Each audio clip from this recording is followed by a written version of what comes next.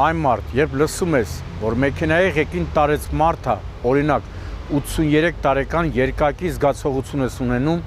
մի կողմից մտածում ես, թե ինչ լավ է, որ վարորդը իրեն երիտասարդ է զգում, թե չէ, այլ պարագայում հաստատ ղեկին չէր նստի, մյուս կողմից վախի զգացում ես ունենում, ասում ես, բայց չէ, որ մարդը վսոժը 83 տարեկան է,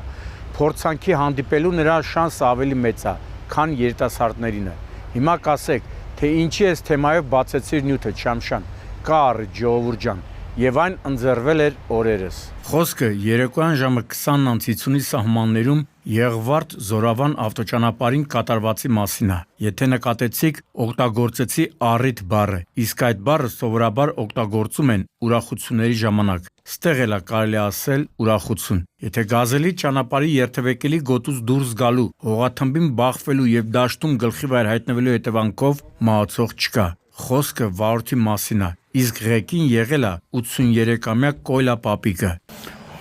Վայցանը կոտրվել է։ Արմինա բկեն տարե։ Չէ, լուսավորիչ։ Հա, բայց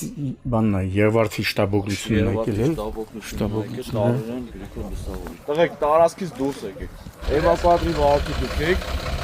Բայց էսի ինչ կտա։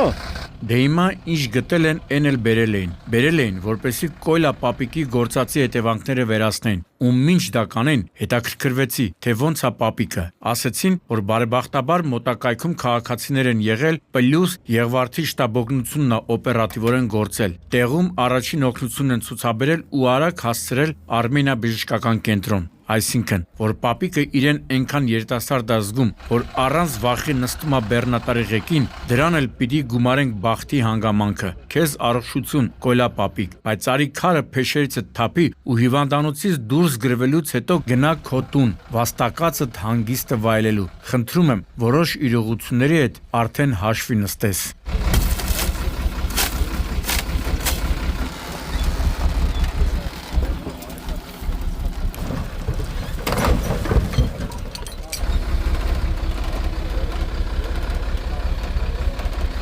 Էս էլ ինքնավթարի երկրորդ դեպքը։ Լավ, այն մեկը հասկացանք տարեց մարդեր ղեկին։ Զգոնության եւ ուշադրության բնական խնդիրներ կարող է ծագած լինեն։ Այս դեպքում էլի եկած զռլամայի ղեկին, որին Շաքման են կոչել, եղել է 38-ամյա Արամայիսը։ Վայ չէի նկատել պապիկի տարիքը, 83 էր, Արամայիսին է 38։ Թարս վրացած թվեր են, բայց արդյունքը ցավոք նույնն է։ Սենց, այս։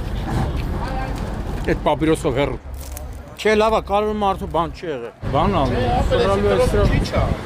Երկար տրոսա պետք։ Ասում եմ, չէ, լրիվ դեժավյու էր։ Բացի դեպքի վայրի աշխարհագրական դիրքից մնացած լիքը ընդհանրություններ կային Կոտայքում շուռ եկած գազելի դեպքի հետ։ Շաքմանը դուրս էր եկել ճանապարհի երթևեկելի գոտուց, բախվել քարերին եւ կողաշրջվել Արագածոտնի մարզում, ավելի կոնկրետ Աշտարակ-Ագարակ հատվածում, Հյուսիս-Սարավ ավտոճանապարհին։ Հենց այս ճանապարհի անունը տալիս են, սիրտը սնկնում է ոտքերս։ Մթոմ երկրի համար կենսական նշանակության ճանապարհ դարձավ, բայց տիտոկը գլխակեր ճանապարհ է համարվում։ Լավա դզեն, երկսել պրծնեն։ Երկու դժվար բան անեն։ Դե չեն անեն որ քցի էլի։ Ճիշտ է ասում, մեջը բետոնա ծանրություն կա։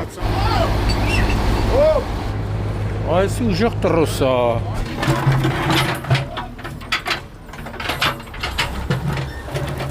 Թե ինչ հանգամանքներում է Արամայիսը մեքենան այսօրը գցել, նախաքննական մարմինը կպարզի։ Թեև միշտ էլ ասել եմ, որ այս կարգի բեռնատարները քշելը թթութան չի, ամեն մարդու բան չի։ Կարևորը նրան բան չէր եղել։ Բայց դե այս նկարահանման ընթացքում ռուսի ասած «Սկուչասնե պրիխադզելոս» էլի, ինչպես հաճախ է լինում նման դեպքերում, մի բանվորի 10 պրարաբ է հասնում։ Բոլորը ցույցում էին տալիս էվակուատորին ու այս տրակտորի վարորդներին, թե ինչ անեն ու ոնց անեն։ Դրա համար էլ երկիրը այսօրն է, բայց դե լավ է, վարորդները քիչ ականջ դրեցին սրան ու իրենց առաքելությունը հաջողությամբ պսակեցին։ Ցավոք պետք է հասնեի մեկ այլ պատարի, դրա համար բեռնատարի գետնից պոկելու կադրերը տենց էլ չանմացրի։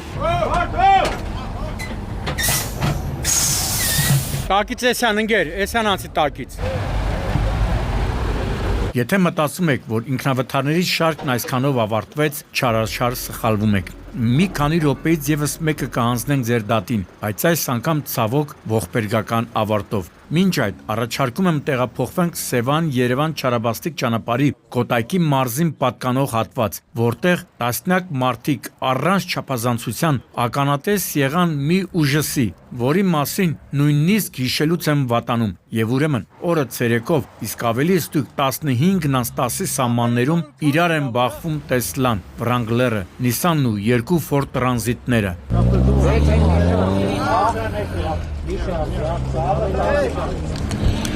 Ay hayır Aras.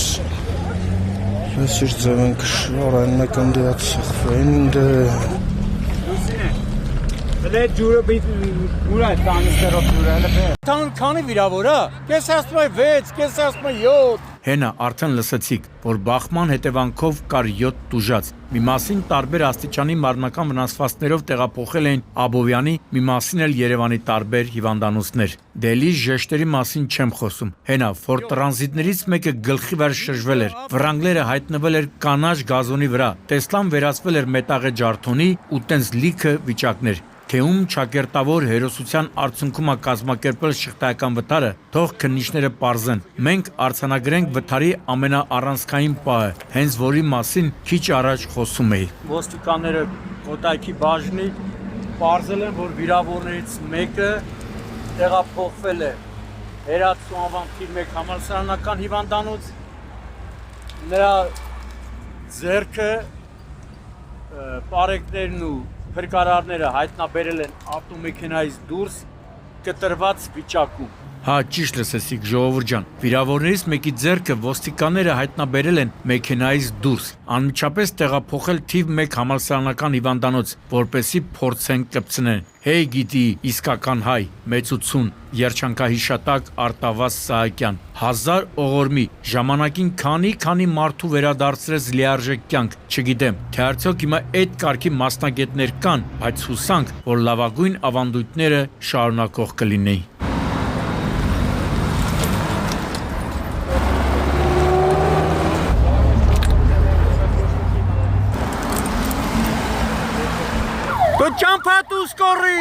Հիմա ողբերգական ելքով ինքնավթարի մասին չեք հավատա, բայց ես մի ինքնավթարի դեպքում էլ գործ ունենք խորհրդային ժառանգության հետ։ Նորին մեծություն գազ 2410։ Հեյ գիտի, ժամանակին ինչ մոնստր էր, գազան։ Ցեկայի ջոջերը նախքան 31-երի դուրս գալը դրանցով էին գնում գալիս։ Հասարակ քաղաքացիներն էլ նայում էին ու մտածում, թե տեսնես, այս կյանքում իրենք 2410 կվարեն, բայց փոխվում են ժամանակները, փոխվում են մարդիկ։ Հիմա լավագույն դեպքում այս մեքենաները մարզաբնակներն են վարում, քաղաքաբնակները ավելի առաջադեմ են։ Շատ խորացա ժողովուրդ ջան, երևի տարիքս իրենն ասում է, շուտ եմ սկսել ընկնել հիշողությունների գիրկը։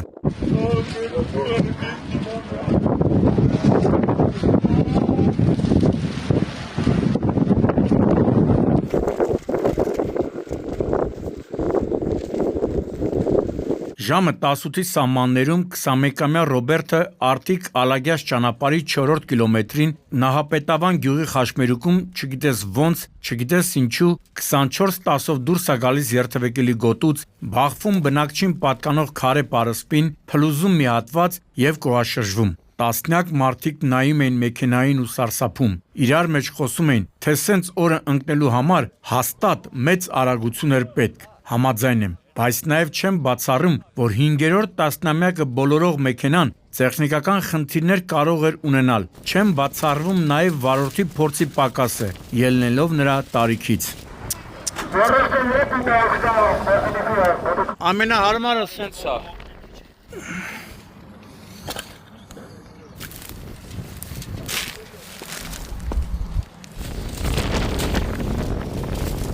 Ցավոք, վթարի հետևանքով 21-ամյա Ռոբերտը տեղում մահացել էր։ Մինչև դեպքի վայր հասնելս փրկարարներն ու քաղաքացիները նրա դին մի կերպ դուրս էին բերել մեքենայից, երիտասարդ տղա, ում կյանքը դեռ առջևում էր։ Հարգելի վարորդներ ջան, այդ անտեր մեքենաներն էլ ունեն պիտանելիության ժամկետ։ Գնի վրա մի խափնվեք։ Կարևորը անվտանգությունն է։ Seraj orta bet, češ kā atpājas? Seraj teica, kas kāpājas, eļā porši popi.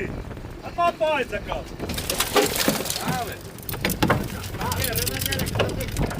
եւ վերջում ինտրիգներով եւ խորհրդավորությամբ աչքի ընկնող ողբերգական երկու պատմության մասին։ Սկսենք Արարատի մարզի Դարբնիկ գյուղից, երբ ազանգողը նշում էր, թե այս գյուղում Մերսեդեսն ու գազելը ուժգին բախում են ունեցել, չէ պատկերացնում, թե ինչ պատմությունա ջրի երես դուրս գալու։ Ինչևէ, հասնելով դեպքի վայր, արձանագրեցի, որ գյուղի հենց կենտրոնական փողոցում իրար բախված Մերսեդեսն ու գազելը խելոք իրար կողք կանգնած էին։ Մի քիչ հեռավորության վրա էլ պարեկները քննարկում էին կատարվածի վարկածները։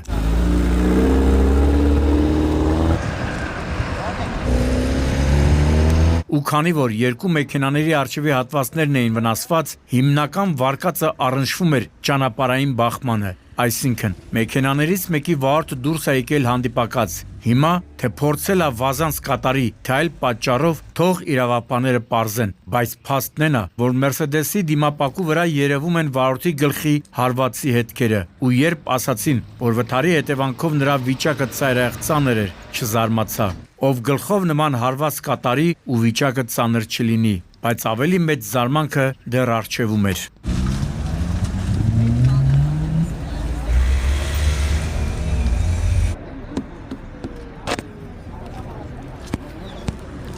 Չէ, զարմանալին այն չէր, որ Մերսեդեսի վարորդը 65-ամյա Հարությունը մեկ օր անց հիվանդանոցում մահացավ, այլ այն, որ նա այս Մերսեդեսը առևանգած է եղել, այսինքն վթարի է ենթարկվել առևանգված մեքենայով, քանի որ մահացածների մասին կամ ոչինչ չենք ասում, կամ միայն լավն ենք ասում, զերծ կմնամ մեկնաբանություններից, միայն կհորդորեմ, որպեսզի անօրինական արարքներ քիչ թույլ տաք, որովհետև Բարձյալը ամեն ինչ տեսնում է։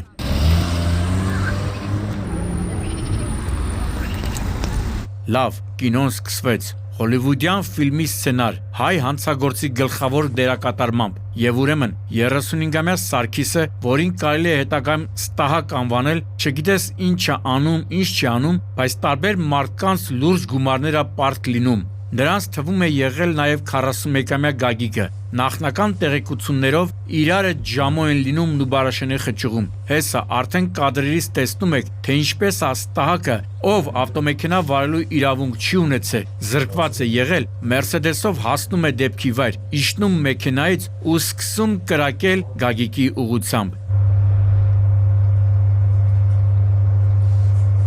Հենա տեսակ, որ Գագիկը կարողանում է, ինչպես ասում են, ուխոտ լինել կրակոցներից ու փախչել, բայց ստահակը նստում է ամենագնացը, հետապնդում նրան ու մահացու վրա երթի ենթարկում, այսինքն ճիվաղը ամեն կերպ նպատակ էր դրել սպանել Գագիկին ու սև գործը ավարտին է հասցնում, ու մինչև անցնել է նրան, թե ինչ է լինում նմանների հետ, ասեմ, որ նույն օրը մահացածի մարմինը անհայտ անձիկ տեղափոխում են Էրեբունի բժշկական կենտրոն, որտեղ հայտնում են, թե կամ հանկարծամահ է եղել, կամ վրաերթ է ենթարկվել, ինչևէ, սև գործը անելուց հետո ստահակը որոշում է ճողոպրի երկրից ու նույն Մերսեդեսով գնում է Բագրատաշեն, որպեսզի կդրի հայ-վրացական սահմանը։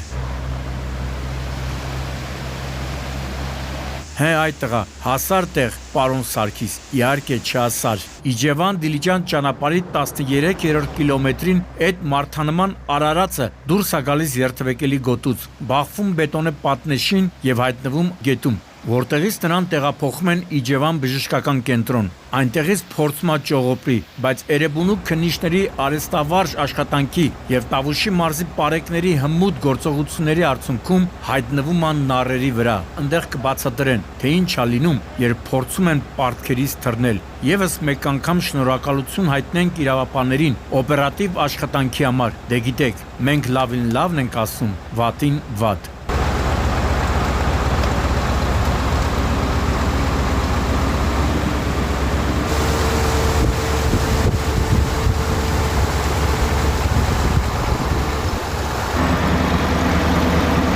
Գագիկ Շամշան, Սուրանկյուն։